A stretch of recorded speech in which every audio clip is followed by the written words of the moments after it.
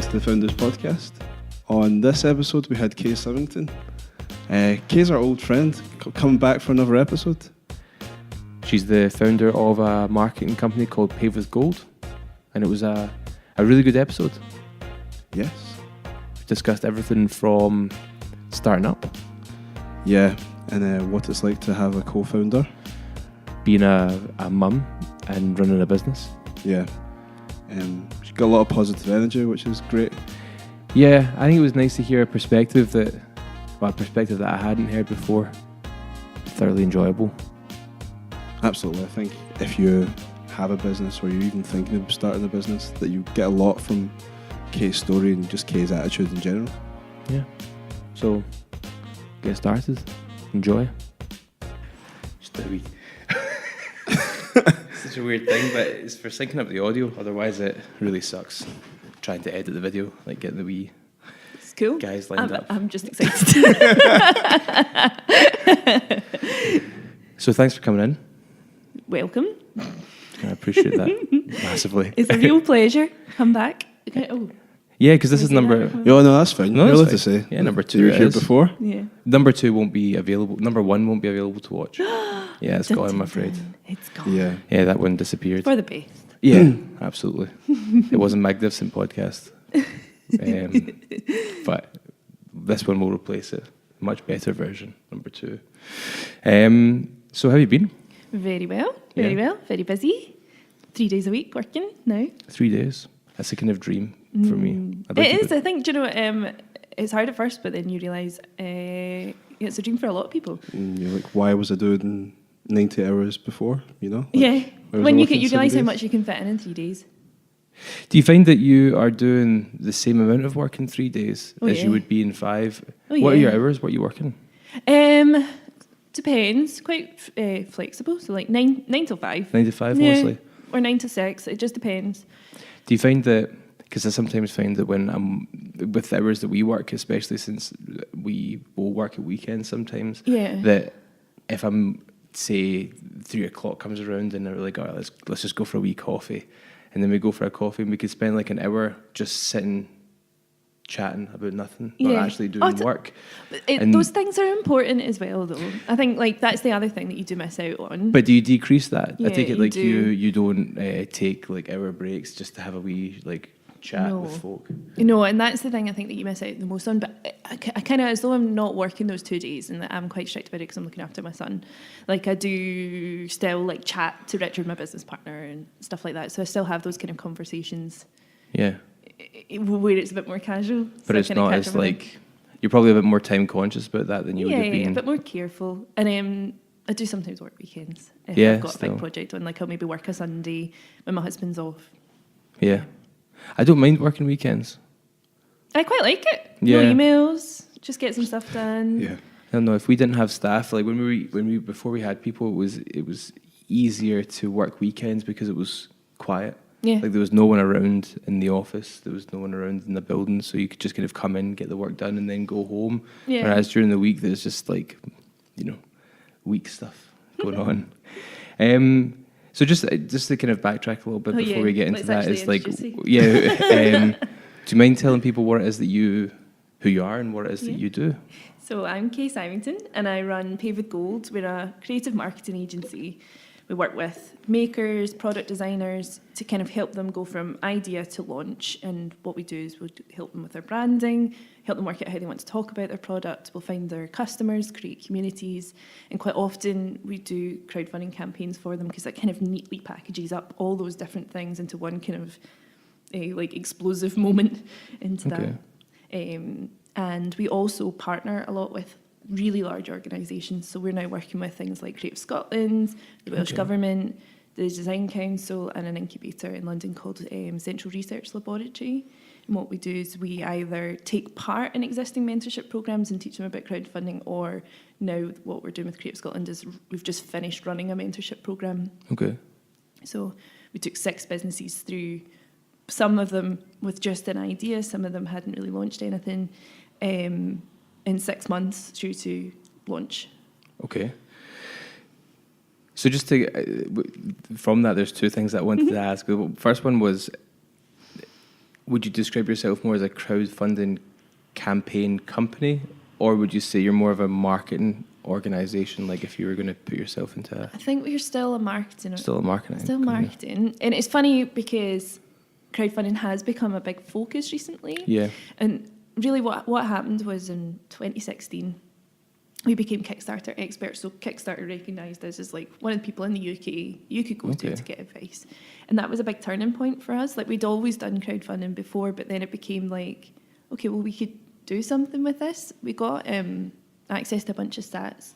And what they said was that between £1,000 and £10,000 is the amount that most people are wanting to raise. Okay. And we had been helping people at that point who were looking to raise upwards of £300,000. Okay.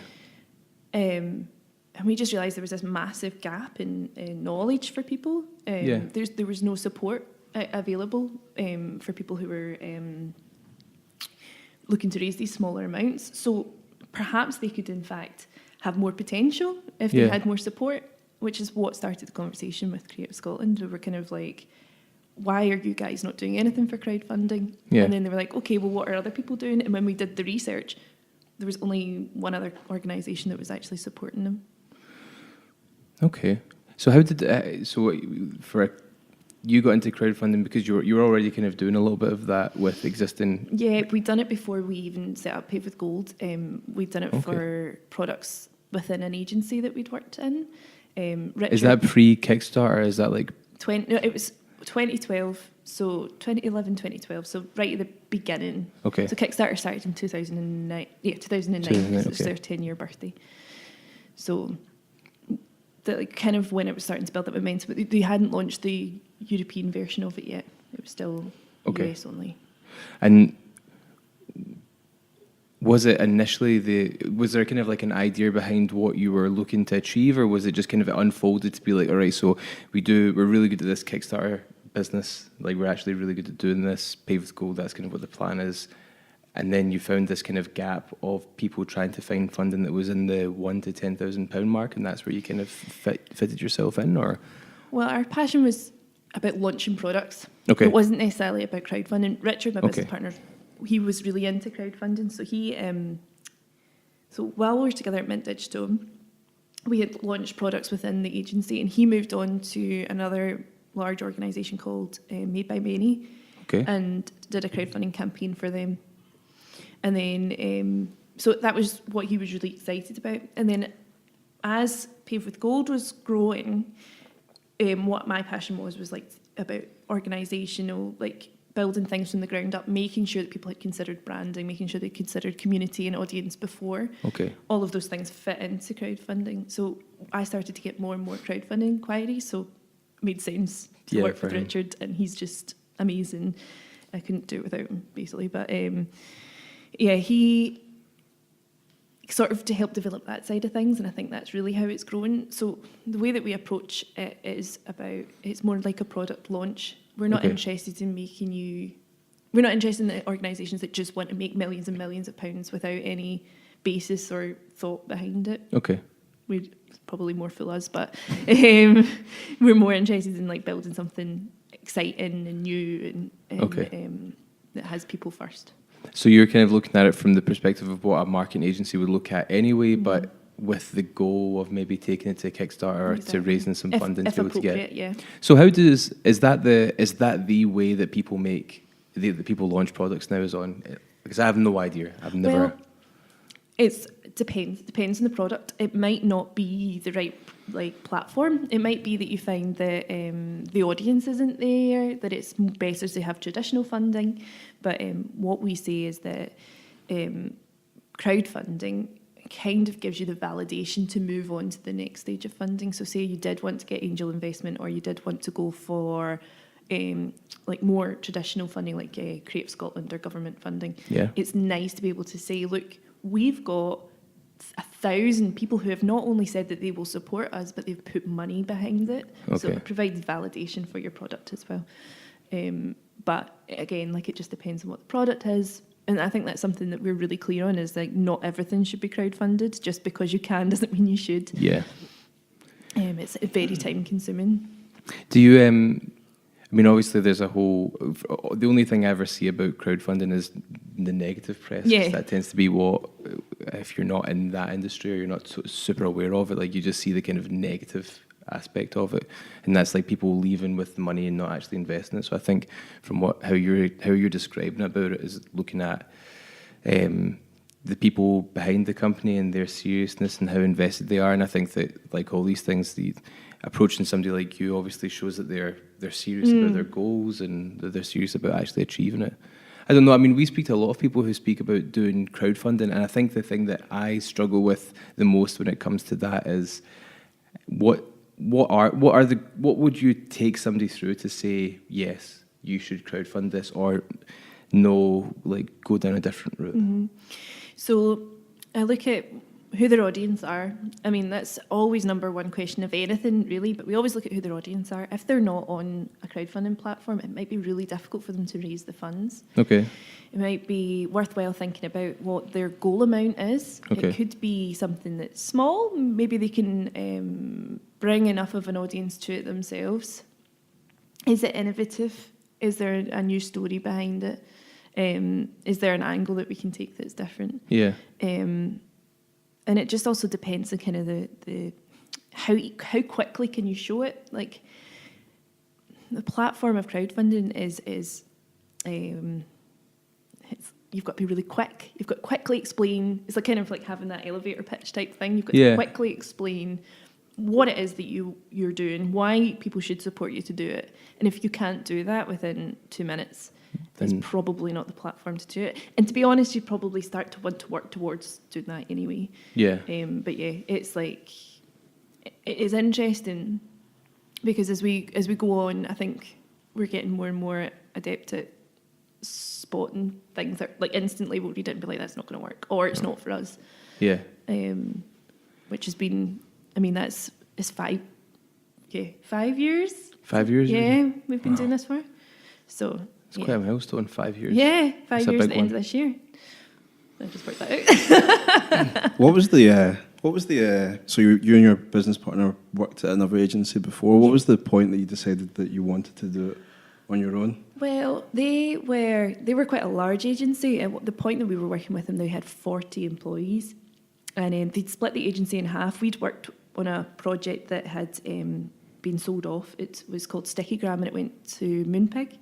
They bought it, and at that point, the company decided to split the agency in half, have half people working on new products and seeing if we could kind of get another one started that was like that, and half on traditional agency work.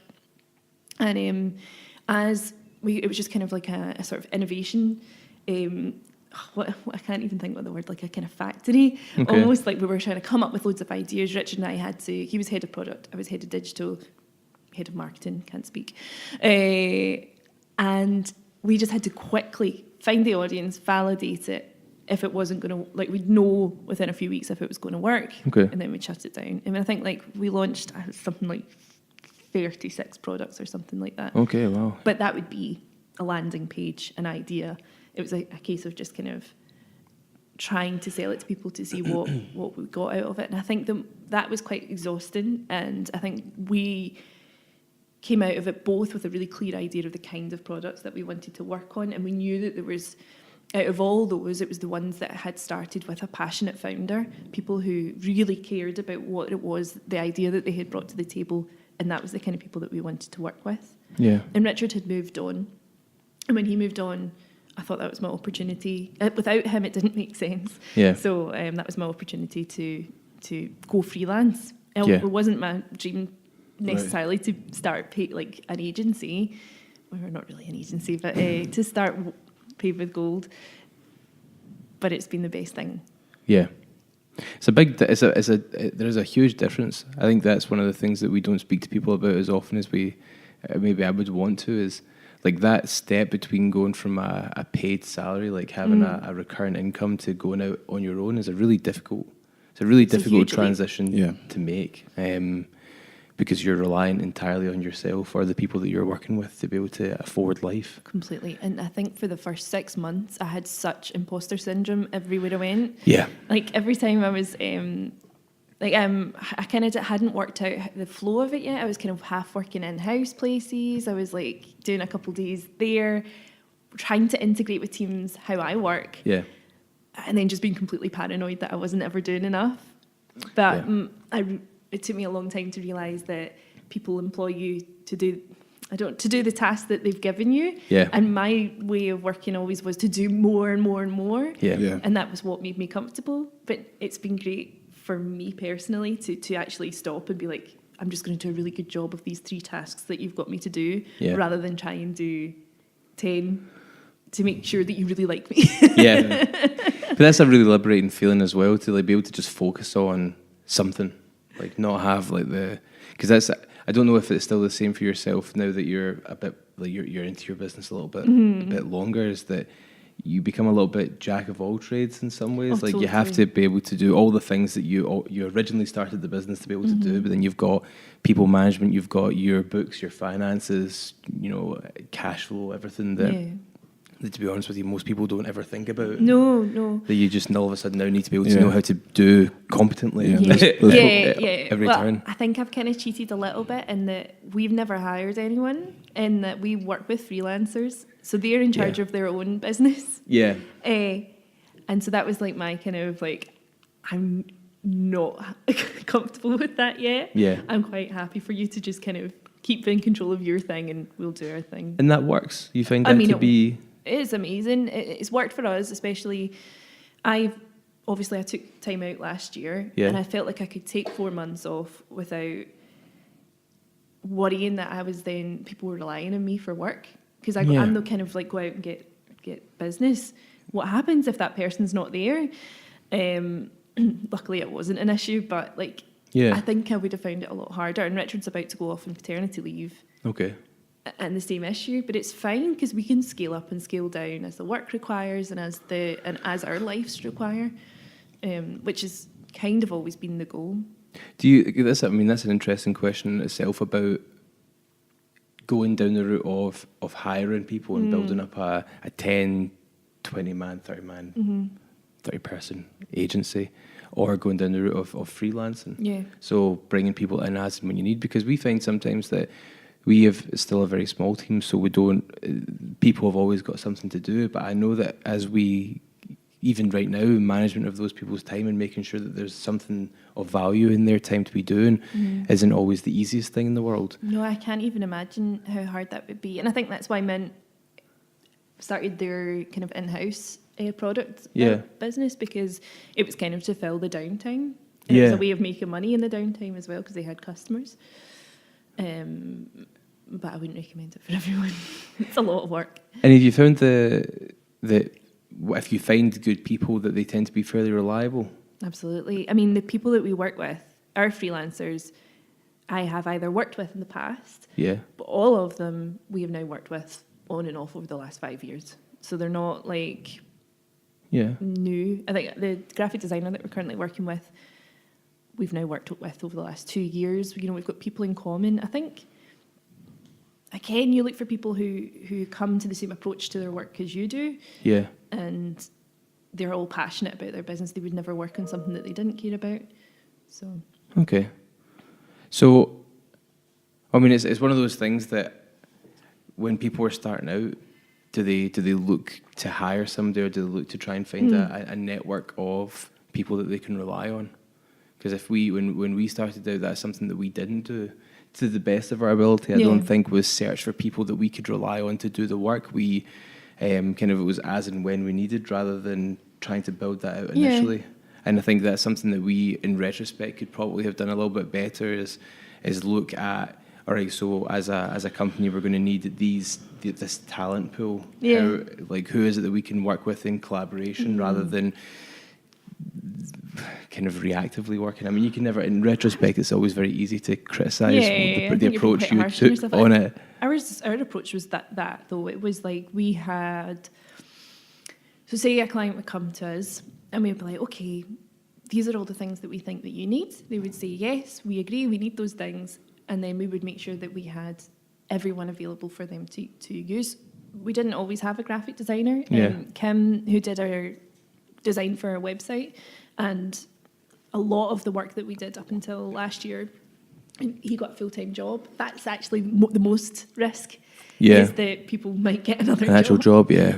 And he's incredible. Then we're really lucky that we found Ryan Thompson from Studio Rido, who is based in Glasgow. Okay. He's just around the corner. He's excellent. His work is varied. He's got a really great approach to everything. And so we were able to kind of fill that gap. But Yeah. we wouldn't have known that we needed a graphic designer till a product or project required it. And it's the same with a community manager. Not everyone needs a community manager. Quite often the people who we're working with can do it themselves. They just need the support to do it. So she's in Barcelona, she's got her own jobs, she's got her own work, but she's there if we need her. Yeah. And that's the risky thing, I suppose, is that they're not available when you need them. Yeah. Has that scenario happened, and how would you handle that if that was the case? If you went to Hannah and she was like, swamped, I can't. Yeah, it has happened. And we've kind of given the option to the client. So we would say, either we wait a couple of weeks and we'll get her, but also we'll have like a recommendation. We'll get her to recommend someone.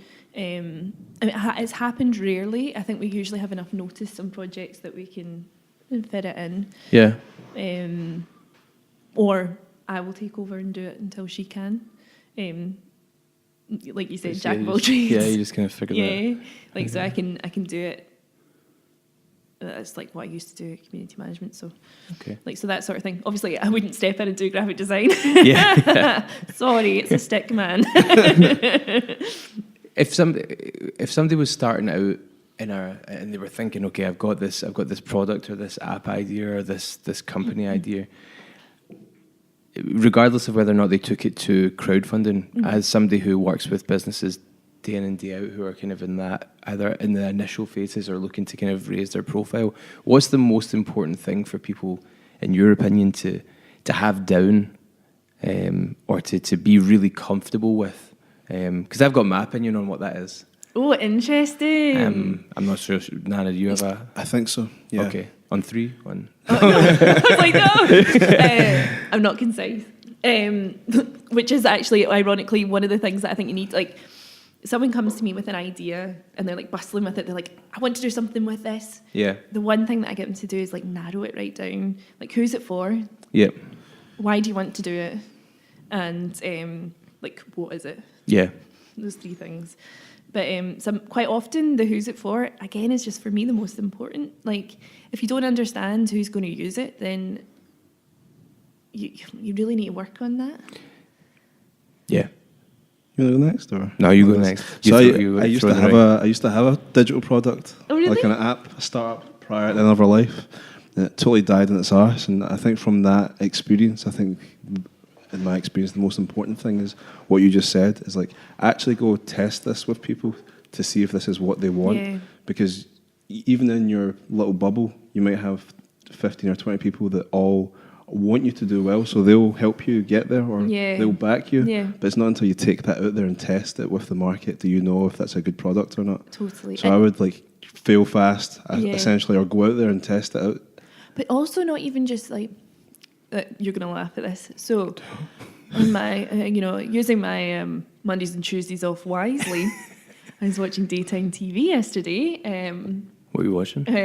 Well, there was a programme on called The Customer is Always Right. And I was laughing because essentially they've made a programme out of that. They get 3 inventors in. They were at the Bricket. Oh, yeah? Actually, yeah. They get 3 inventors in, quite odd product design ideas, and then test it in front of, like, I think they had like maybe 10 to 20 different customers. But the thing about it is, like, they weren't the target audience, so it's like there's literally no point in testing it with those people because they're not. Yeah. There was like a kid's toy, and then they were sending it to like couples that didn't have kids, or so I was like, but all the people with kids loved it, all the other people didn't. Yeah. And I was like, so what's the point? But anyway, what made me laugh was that they were obviously almost there with the sort of like test it, but then don't waste your time testing it with irrelevant people. Work out who they are first. Yeah, exactly. And obviously you can say, like, here's the 5 different target markets I want to test this with, and then test it with them and narrow it down. But yeah, don't just be like, it's for everyone, because it's not true. Yeah, no, it's absolutely not. I'm actually starting to change my mind a wee bit. I think I had a little bit more. I think, okay, so I agree with both of you. 100%. No, I know I'm gonna do that, and that I hate doing that because it's really poor. Stick to your guns. I agree with both of you, but here's the okay. So for me, understanding why you're doing it is probably the thing that I see most often in our industry, in the kind of like startup world, is people who are searching for a business. Oh God. Because they want to be a business person. Right? And that for me is one of the ones that, if I was looking at it purely from like an outside perspective, is why are you doing this? Not like, I mean, you're absolutely both right, is that, see, once you know why you're doing it, like, it's who's the customer for this product. Like that's an absolute fundamental for the product or the concept. But the amount of people that I meet that I speak to, that you're like, why are you doing this? Like, what is why are you interested in this particular product or this particular concept? And they're like, oh, well, because somebody said that this would be a good thing, and I wanted to have a business, and so I started this business, and now I've got it. And you're like, yeah, but you don't care. Yeah. You really don't care about this thing or and this market. And that needs to carry you through, I think. And I think that the purpose that you're saying there makes you open to being flexible and changing, adapting to the situation. If you just have the business because you want the business, then you're quite rigid in that you're not thinking about the problem or what you're trying to do. Interesting, and that's exactly kind of what the experience that we had when we were doing all those product ideas was. It was the people again who were the most passionate about it. Those were the projects that worked as well. Yeah. So we had Desk Beers, which was a beer delivery service. That's still going. That was spun off. There was Stickygram. There was... What's Stickygram? Stickygram. It was Instagrams on magnets. Oh. And we also had Instagrams on marshmallows, which is also still going. My wife got me one of those. Boomph. Yeah, it was actually really good. Yeah, they're delicious. I ate far too many of them, and now I feel a bit sick when they are delicious. Because we would get the returns to the office, and I'd just be like, oh yeah. It's a nice idea. It was really interesting because that's done really, really well, and I was quite against it. I didn't want to do another Instagram product because it felt quite cynical. It felt like we were only doing it because we'd had the success with Stickygram and Projectio, which was a little Instagram projector. And I remember when the team brought me it, and I was just like, I really, really, really don't want to do this. Yeah. But it's been so successful. And I think it was just purely because of that. Like, in retrospect, it was a fun project, and it was like they were trying to go for kind of a mad scientist kind of type thing, like what can we print on? Yeah. And actually, it's a really super fun brand. But well, I mean, it is. I mean, it's Instagram pictures and then marshmallows. Those two things are pretty totally bonkers. Pure fluff, isn't it? Yeah. I was just a bit lovely. But we had like loads of other stuff at that time that I was like, I really want to spend more time in this, but because this was kind of an obvious money maker. Well, no, that's in that. I mean, those are important. I mean, it keeps the business going. Yeah. But yeah, like, so that was, for me, it was like, if I don't really want to work on stuff necessarily when it's come straight away from there's a gap in the market, rather than there's a gap in the market that I'm really excited about filling. It's just like... Yeah. Because that's one thing I go on. Hear it all the time is like, there's a gap in the market. I've done market research, and I've found that there's a problem here that I know that I can fill. And you're like, yeah, okay. Yeah. That's good. Yeah. I mean, maybe there's somebody else out there who gives a shit about this that would maybe be more suited towards doing this. And that's where, co-founders work really well. Yeah. Sometimes it's a good combination is to have the person who's super passionate and then have the business person alongside them to help drive things forward in ways that they might not be able to. Because sometimes passion can blind you as well. Yeah. Yeah. So, What do you think? I mean, you're another... We only meet a few people who are more than one as founders. So having a co-founder. Yeah. That's right. I'm right in saying that. Yeah, 50-50. Yeah. So we're the same. And people, that's something we get asked all the time whenever we're talking with people who are like, who have done it on their own, who haven't done it at all. They're like, oh, so you two must argue all the time. It's funny, isn't it? And I remember like having that conversation, like we were doing a panel one time and somebody asked that question. It was like, so you two must be constantly arguing with each other about the direction that you want to take, and how do you both work together? And it's like, I've never had that experience. No. I mean, don't get me wrong, there's certain times where one of us wants, not in like the big things, we've got the same vision on the big things, but sometimes it'd be like, I want to do, like, I think this is the right angle for that. And it's not an argument, but it's like a disagreement. I'm not going to say that we're sitting there, because I'm bossy, and Richard doesn't stand for it. But that's like, okay, and then I'll like apologise later. But I think that's in all couples, like in your personal relationships and in your business relationships. It's healthy. It's the small things that get on your nerves. Yeah. Like, we don't argue about the big picture, but what we do argue about is like the posters that are going to be on the walls, you know, or details. Yeah, like what sort of glasses we're going to buy. It's like the things I actually argue with my partner about is like, no, I think that this should be here. And she's like, no, I think it should be there. And it's like, oh, this is the end.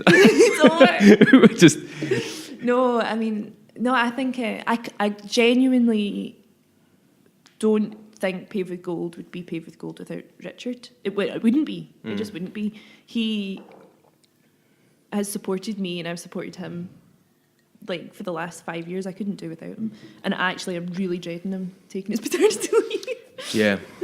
But he's only going to be off for a month. I thought he was taking 4 months off. He just told me the other day it was only a month. I was like, that's a safe then, isn't it? It's not so bad. It's a well, month. That only month's because it's terrible. just stupid stuff. Like, can you check this? Like, we always like, if we're sending like a proposal, we get the other person just to read through it, make sure that it's not got a glaring spelling error, or priced up wrong, or I don't know, just that reassurance, even if they never change anything. That's it. I mean, that's the thing when I think about doing it. If I'd done it without Nana, or if Nana had done it without me, it's the little things, just like running an idea past you. Well, do you think that this is the right call? No. Okay, fair enough. And then you can still make the decision yourself whether or not you go for it or not. But when you've not got that anymore, it's quite a...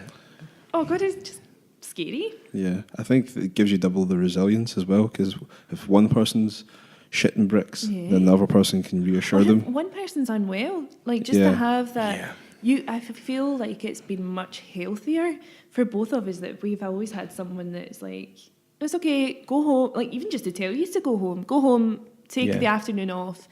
I've got it covered. You couldn't do that if you were on your own, and it's hard to do it with two. But it's just. Well, it is. Yeah, it doesn't. It's just having somebody else to know that the world's not going to collapse if you're not there. Yeah. You know, if you're sick or if you want to. I think taking holidays. I mean, we didn't take holidays for the best part of 3 years. Like, that's nuts. Proper holidays. I gave you into trouble for that. I remember, like, you were just working all the time, not taking any time off. I think that's not, like, you need to look after yourself. Well. No, it's not healthy. You've got to look at, like, health is so important, especially, like, it's important you want to be successful, but what is it without your health? But that's the thing, is it's narrow-minded. Like, we were both. Well, I think definitely that we were both really wrong about the approach that we took on it, because you work those hours and you work that hard for what? Like, you're making more money, you're winning bigger projects, but at the expense of everything else in your entire life. So at the expense of your relationship, at the expense of your friends. Like, the one point in time that the things in my house just weren't. There was just nothing clean, nothing was being dealt with, because I just wasn't there to deal with it. Well, ironically, I think I worked like that more when I had, like, maybe it's an age thing, but when I was working like full time for another company, like, I worked like constantly. I guess it was that validation thing of like, I just wanted like that kind of imposter syndrome. I'm not good enough, so I need to work hard. But I think working for myself, I never felt guilty. I think there was no guilt involved. Like, I would be able to say to clients, I'd set up my own work up, and then I would take time off, and it's been the best thing. Yeah, it's reasonable. Yeah. So your partner is going on paternity leave for a month, and you took 4 months, not very long. You only took 4 months? No, Is that not difficult? it was hard. Like, I mean, to be honest, I think like I came back in the August because we were starting our mentorship program with Creative Scotland. Yep. And that was really all I was working on. I was meeting people for coffees and I was working on building that. Yeah. So it was quite a nice way to ease myself back in. For me, mentally, I don't think I could have stayed off work. But after me saying that, like, staying at home every day is really hard. It's quite exhausting, especially when you get your energy from other people. Yeah. Our baby was quite unwell for the first 3 months. Oh, yeah. And then, so I went back a month after he got better, which is kind of insane now thinking about it. But then Rory had 2 months off, so he took shared parental leave. Rory's my husband. Yeah. He took shared parental leave, so he was off until late October. So that was after you went back? After I went back. Okay. But then I was only doing 3 days a week. So and he was at home, and it was kind of just a wee bit more flexible. And then I properly started when he went back, when Jim started nursery at 6 months. Okay. So if anyone doesn't know, Jim's your little boy. Yeah. Jim's my little boy. Jim's the little guy. And so you... All right, so that must be... I mean, I think that's something that there was a comment, like a real misconception for me, because I didn't have anybody... I've never known anybody to go on leave. Yeah. I've never had any of my family or friends who have had kids at this Right. point in time. So, like, obviously you see from the outset that it seems like, obviously, when somebody goes on maternity leave, that it's like time for them to rest. Now, that's what I very much assumed, was like, all right, so they're taking 4 months off work to just chill out, but it's not. It's like... I mean, it could the be. exact- I mean, obviously, chill out is not the right word, but I think it could be more relaxed. I mean, I can't speak of a normal experience because we were kind of in and out of hospital. Yeah. So, but I've seen it with other people. Like, it is exhausting, especially the first 3 months. I think like it's just survival. Like sleep is precedent, and then Yeah. go from there. Because it's quite a lot. I mean, it's like I'm coming here from, so I'm not going to pretext every sentence I say with no It's experience. okay. But there's He the has general. no experience, I have no everyone. experience of this whatsoever. And while it's not comparable, I got a puppy. Oh yeah, it is comparable. It is comparable. It is comparable. See, that's kind of a bit not reassuring at all, but at least I now know how exhausted you can be with a little creature that's just constantly It's relying full-time on you. attention, right? Yeah, It's- it's like it doesn't stop. It is like, don't get me wrong, I had a puppy first. Yeah. And then I was like, hey, I can do this. Let's have a baby. So now I have a puppy and a baby, which is hard.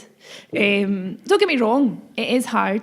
I'm not saying it is the hardest job that you'll ever do. I think running your own business, Yeah. I think having a puppy are all very good preparations for having kids. To having kids. Obviously, then it's like intensified. Yeah, amps it right up. But yeah, no, yeah. So how was that? How did you prepare yourself for that? Because, I mean, obviously having a co-founder is a benefit because you have somebody else who you can rely upon. But, I mean, that must be something that I don't have to think about it because I don't have to have children. Like, I'm not the one that has to produce the Right. baby. I was like, what? But Yeah. I don't have to worry about having to take time off or to be pregnant while Yeah. I'm running the business. So for you, that must have been, what was the... Yeah, it was a really big undertaking. I think so I kind of worked my arse off right up until I had Jim, and that was like bank money. We got unfortunately, one of the businesses that we were working for that we had guaranteed work for when I was coming back closed. That was awesome. So that was literally all happened like the week that I went on maternity leave. But these things happen. But we had the mentorship program starting with Creative Scotland, and I think knowing that was there, that was coming, I had like that to come back to, and that we'd save money. And actually, you do get, not that it's anything to sing about, but you do get maternity pay. So you do get paid leave, which is like 140 quid a week or something like that from the government if you've paid your national insurance. So that is a thing, you still get that? You can still get that, Okay. which I didn't know. So you basically at the start of your maternity leave, and let's get into like the detail of it, the HMRC sends you the amount for how long you're taking off, and it just sits in your company bank account and they pay you out of that. And you choose, how long can you take? I think, I don't know.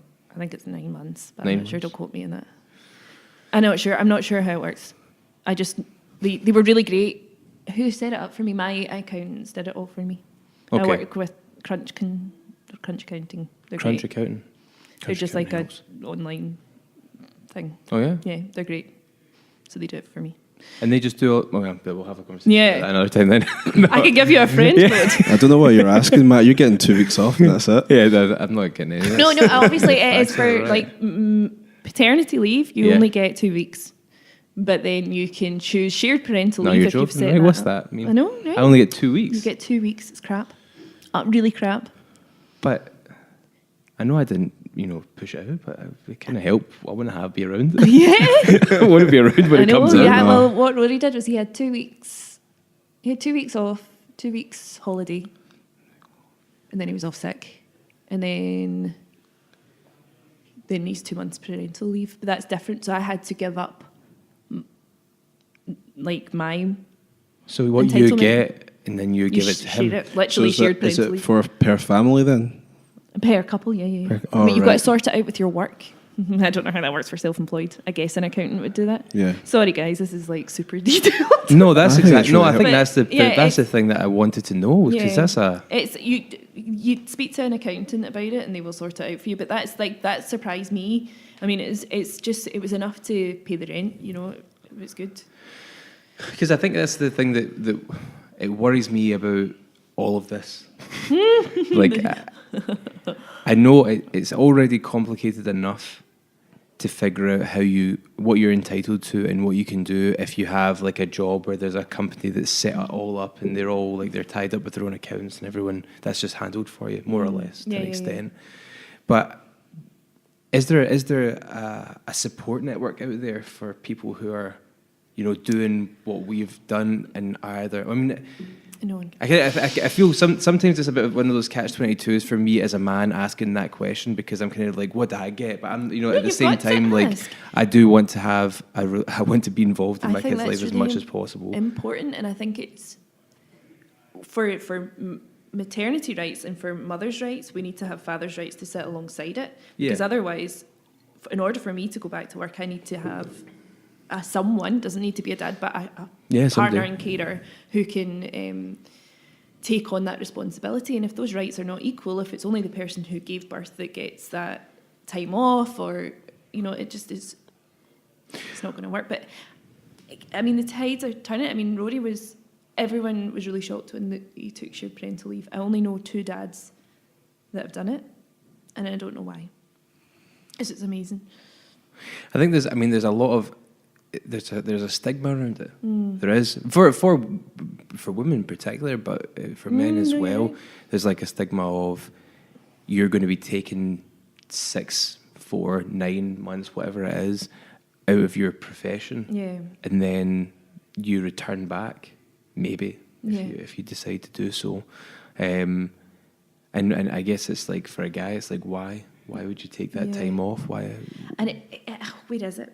I want to say in Sweden that it's like frowned upon to not take that time off. Like, why wouldn't you want to spend that I time feel with like your it is family? Sweden. I kind of feel like I've heard that before. Like, Right. but I think I they're say the Sweden and golden it's probably child for Denmark, everybody. but, Everything. you know, Or it like could be one of the two. One of the Scandinavian northern, yeah. It's country, right? Like it's frowned upon because it's like a masculine thing to be with your family, and so why wouldn't you take that time off to be with them? Well, that's it. I mean, what?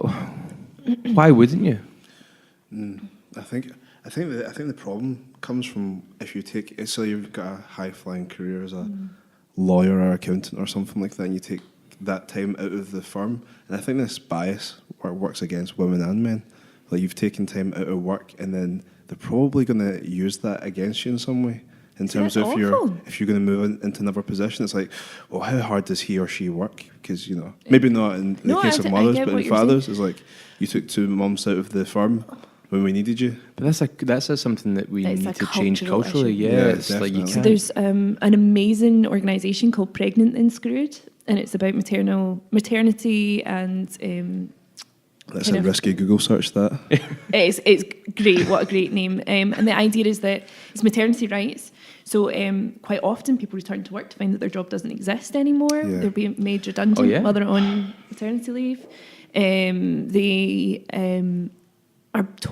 telling their employers that they're pregnant, and then being kind of shuffled off to another kind of smaller role, or all these things are happening because those rights are not in place, and that's what Pregnant Then Screwed are fighting for. It's just to stop these policies. There's another thing called NDA, like an NDA that we would sign. People are signing NDAs as part of their employment contract, and then they can't expose the company for their poor maternity Yeah, rights. that's astonishing that that's a thing. I know. That's astonishing. This is that's a thing. major, large PR organisations, major, large lawyers. I mean, I don't. That's the thing that always surprises me is. But I mean, it's like all these things. It's speaking out, isn't it? It's saying that that's not acceptable to who you're working for within kind of employment rights in the UK. We're obviously just accepting that this is an okay thing to go by, and it's not okay, I don't think, to go by that standard, because it's not. Well, everyone might not choose to have a baby. It's something that we kind of do, right? Like it's not. Yeah. It's kind of important that we do it. I think this is like getting into politics a little bit, but for me, I think at the moment I'm seeing more and more issues where like our politics and views and culture are kind of flawed. We don't support people, we don't support community. Yeah. And if we think of children, regardless of who they belong to, as our community, then we'd want to support them. I mean, there's babies and children in Glasgow that are not fed. They're not. Yeah. They don't have clothes for their back, and that's a societal feeling.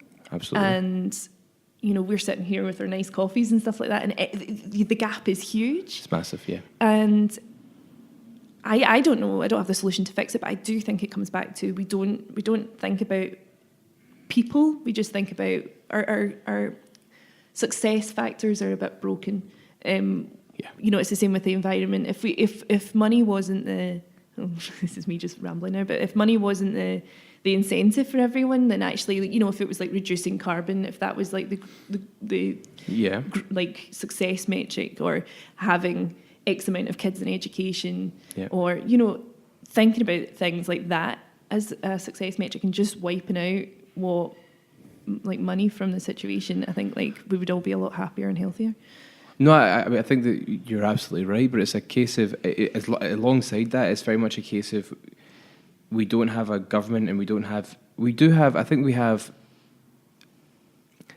organisations that are going in the right direction, that are pushing the right movements and the right causes, but I think that we are still very much accepting that the government makes these decisions based on, for our well-being, but they're not, and I think they've kind of failed to be doing that. I almost feel like it's not. I don't want to blame anyone. I just think that the structure is not right. No, it's not. And with even if you were doing all the right things but operating within that structure, I don't think we could make the changes that we need to make. Well, I mean, that's so. If I look at it from the perspective of what I want, regardless of the two of us, but if I look at where we're going as an organisation, and say we kind of wanted to cap ourselves at around 20 people, if like, so that's where we got to. We wouldn't really want to grow much larger than that for a number of reasons. But if we did have that number of people, or if it was more for whatever reason, there's two things around children that I would want. One would be that there was a paternity and a maternity leave that was fair to the person that was working for us. And the other thing is that I'd like to have an office space where there was a creche. Yes. Right? Like that's it's one of those things that's extremely expensive for people to put their kids into, where it makes it almost not worthwhile for some people to come back to work, because the cost of childcare is so expensive. It is extortionate. That you're really just asking somebody to work for free. In some cases, depending on where you live in the world. But also I do think that there's this slight issue with how we view that. It's like, quite often it's like for the mother, she's like, I've heard friends say it over and over again, it's not worth me going back to work. But that's thinking incorrectly about It's thinking about money. It's a joint pot. No, but it's a joint pot as well. Like, you both bring in money, and then X amount goes out. Yeah. It's not just your salary. And I think like quite often, that again is not their fault. It's a societal problem where we don't think of the women's work as being as important as the men's. Well, no, but it also comes back to what the metric is. Like if I say because my wife and I, we've discussed it before, it's like if Jeanne's probably more likely to make more money than me in her profession, and you'd be like, so then what does that mean? Does that mean that I would be the one that stops working? And that fundamentally for me would be a no, because it's not just we've been doing this for 5 years now, and we've not been. There was times when we weren't making money, so we're not doing it. We weren't doing it at points for money. If it was about money, we would have gone into banking, and that would have been exactly. that would have been the obvious choice. But coming to work every day and doing this is more than just money, and it's the same for anybody who has a child. Yeah, You can't say, "Oh, I wouldn't come back to work because it wouldn't be worth it." Yeah, because it's you need to be more and do more than just that. Yeah, like after you have a child, that's not the only thing in your life that you need to have. They need to see you doing it. Yes, 100%. I think especially if you like what you do, as a mum, and you come back, you want to go back to work. Like you want to go back to the thing you were doing anyway. Absolutely. And I think in our case, excuse me, I just don't want to have an environment where the value is on the person being in the office rather than them taking care of themselves and their families. Yeah. And you want them to have that space where they feel confident that they're not going to get demoted in some way because they've decided to start a family. It's about the contribution to the work, isn't it? Like it's not about it's about the results, not about the time spent at a desk. Yeah. And I think it just takes people being vocal about it and saying if someone wants to have a meeting with me, I'm like, no, I don't work Mondays and Tuesdays. I'm looking after my son, but Wednesday, Thursday, Friday, I'm here. Yeah. Anytime, like I'll make it happen. And even if they need a call on the weekend, because I know that I'll have care, I can work that out. But I just feel like it's about speaking up and saying those things. Or I cannot have a meeting at 5 o'clock because I need to go and pick him up from nursery. It's hard. Those are okay things. I mean, I think it's okay to set that. But I think there's also some people out there that when the goal is purely one thing, they kind of forget about the people. Totally. Like, if you're thinking just about money, or you're just thinking about the growth of your business, or which is also fair enough. Like, there's nothing wrong with that inherently. It's just maybe not in my mind, the right. It's not important to me. Yeah, it's not the right. I don't think it's the right way of doing things. But that's. I mean, you having your own business. Did you find that you were more confident to make the decision to have a child than you would have been if you had been in employ, because you were in control of the situation? Or did you feel like it was more risky? Or did you just throw caution to the wind? Just threw caution to the wind, I think. I don't think I really thought about it. No, if I'm honest, I love my job. So I think it was always a hard decision to take time out. I think it would always be really difficult. And Rory, my husband, has always been super keen to be a very, very involved dad. So I always knew in some respect it would be shared. So I think it was the same thought process, because I knew I would never take off a year. I probably would have taken a year off maybe if I was getting paid my normal salary. Yeah. But I don't think it would have been very good for me. I think I probably would have done like some side projects or something like that, just to keep my creative juices flowing. It's like what you were saying about when you take time off and you get kind of itchy, like I want to come back. Yeah. I even feel that when we take 2 weeks at Christmas. I'm like, I get excited about yeah, it. Like I was so excited. I mean, once my brain came back, because once you have a baby, it leaves you for a bit. Oh yeah? Oh yeah. Like yeah. What do you mean? Like you just can't think. I couldn't even find words to speak. I remember scooping formula into a bottle and counting to 5. Just having to start again. 1. Oh yeah, just. Oh God, it's just there's so much happening, and it was the same for Rory. So it's not just a mum thing. And it doesn't help that you've got all these hormones and things going on, but it's like your brain just goes. And sometimes I'm like 2 days off. My brain doesn't work either, but as soon as I'm back in work on a Wednesday, I don't know what it is. I think you shut down bits of your brain that you don't need. Yeah. So you're like, okay, the fun, like playing with things and watching and being like making sure it doesn't fall into anything, set anything on fire, or those sorts of things. That brain's on, the rest is switched off. I don't know if it's something like that.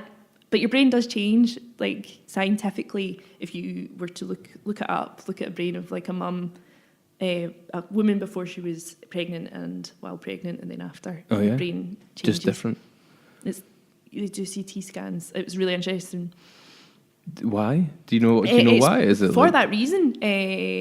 Like it's like your survival brain switches on almost. It's like keep it. Other things are less important because you have this creature and your body is designed to try and keep that creature alive. That's crazy. It's crazy that actually happens. You know, like the whole thing's just mental. It really is. It is. Yeah. I think the thing that I've got most hesitation around is like when I'm, you know, that way, like when you first learn to drive. I'm very excited about Matt's cute baby that he's planning for here, right? No, I'm looking forward to it. I am looking forward to it. I don't think I'm in the right place right this moment to have a child, but when I am looking forward to it when I do it, because it's going to be good fun. But the thing I'm most worried about is that the first moment when I'm left alone with it. You know, it's scary. When you're on, because I remember the first time that I went out driving. You know, like after you pass your driving test and you have to get in the car and you have to go somewhere on your own, and you're completely reliant on yourself to make sure that you don't, kill yourself or others or the car, you don't destroy the car. See, when you combine both new baby and driving, that's terrifying. No. It's just like, what do you do? I can't remember. Just keep naturally. Yes, you've got to. You've not really got a choice. Yeah, no, that's it. Like, keep this baby alive. I don't remember. I remember the night like when we were in the hospital and Rory was leaving, because you could as a dad can only stay till like 10. He was like, I was like, don't go. I don't know what to do. Yeah. But luckily, there's like people there to help. Yeah. Did you get one of those baby packs? Yeah, baby box. How was it? Amazing. Yeah, amazing. Like the right thing to be having. We're so lucky in Scotland to have that. I think the issue, if we're going to go back to politics slightly, is that it's mainly middle-class mums that are taking it up. It's not... Why, they don't just give it to you in the hospital? No, you've got to fill out a form. Why? 4 months in advance, and then they post it out to you. Because, you probably couldn't be able to get it home. It's huge. Probably wouldn't be able to take it home from the hospital. But... See, the issue it's that with sort of bureaucracy that really pisses me off. Like, surely when you're in the hospital, like when you go to the hospital and you're like, look, like the doctor can like click a little button on the computer and then it gets sent to your house address. Like on the way out, Yeah. Seriously, that's. And I think that's what the issue is. It's like people are uncomfortable with I don't know the reason behind it. I'm just surmising, but it's uncomfortable with like bureaucracy, or just don't want to fill out their personal details, or feel like it's a stigma that people don't want to have their kids in baby box stuff. When you say fill out a form, please don't tell me it's a paper form. It is. Oh, yeah. It's just like, but it's stamped and everything like that. You just fill out and put it in a post box. And I get your reaction to that. But again, if you're thinking about society as a whole, not everyone has reliable access to the internet. Not everyone has. No, that's absolutely true, and it's something I'm always very cautious about. Like given that we run a web-based agency, it's very hard for us to not be like everybody has always got access to the internet like us. Which is we know that's absolutely not the case. But you can have both. I'm sure there is both. I don't know. I can't remember. But you give it back to your midwife, I think. The midwife gives you... I'm going to find this out. I've got to find out if there's a form online. Yeah, I imagine there is. There's got to be. I was going to get my phone. I won't. That's another thing I do all the time. Put it in the comments. Yeah, what's the answer here? But I know that it's been really interesting for me taking that time out, because I was really worried, like you become quite isolated. You don't, it's like, it'll just be me and the baby, I will never meet anyone. And the amount of amazing people that I've met, just because either they've got kids and then we've got a reason to be in touch with each other, or just like met at the doctors, or met... So is it kind of like, I'm taking it back to the puppy, is it a bit like having a puppy where you're out and you meet other people with wee dogs? It's harder, it's not the same, but with I've become parts of like so many mum networks. There are people who are really, really, really successful women, who I probably would have been too intimidated to speak to before, and now we've got other things to talk about other than work. And it's quite nice to be in their company and hear what their opinions on things are. And we don't just talk about babies all the time, but No. I mean, I guess it's a question that maybe we'll get the chance to ask somebody else in the future. But if there was another woman who was running a business and was thinking about having a kid, is there any advice that you would give them in preparation, or would you be 100% like without hesitation go for it? Like it's doable. I think you need to be in a very good place mentally. Yeah. I think the pressure of running a business is hard enough as it is.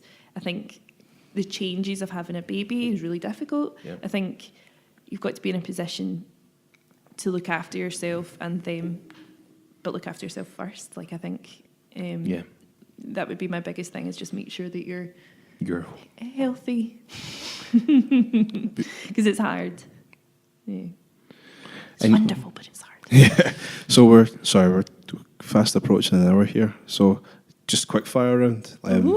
So if there's, I guess something that I'd like to leave people with is like, in your experience, if there's something that you could go back and change about when you started to now, in terms of how is it that you found work, how is it that you networked with people, something along that vein, is there something that helped you? Apart from having a wonderful co-founder, in the process of doing what you do. I wouldn't change a thing. Number one. That's good. Because then I wouldn't be where I am. I think it's that whole meddling with time thing, isn't it? What's been the biggest thing that's helped me? Speaking to people, getting I'm not very good at taking advice, but chatting to other people who are in the same situation, and just that's number one. It's not don't network, but just talk to people. Yeah. And talk to people out with of doing exactly what you do. I think is really important as well. Like, people that maybe work in the same industry but aren't I don't spend a lot of time with marketing and PR people, but it's just because there's not many in my industry.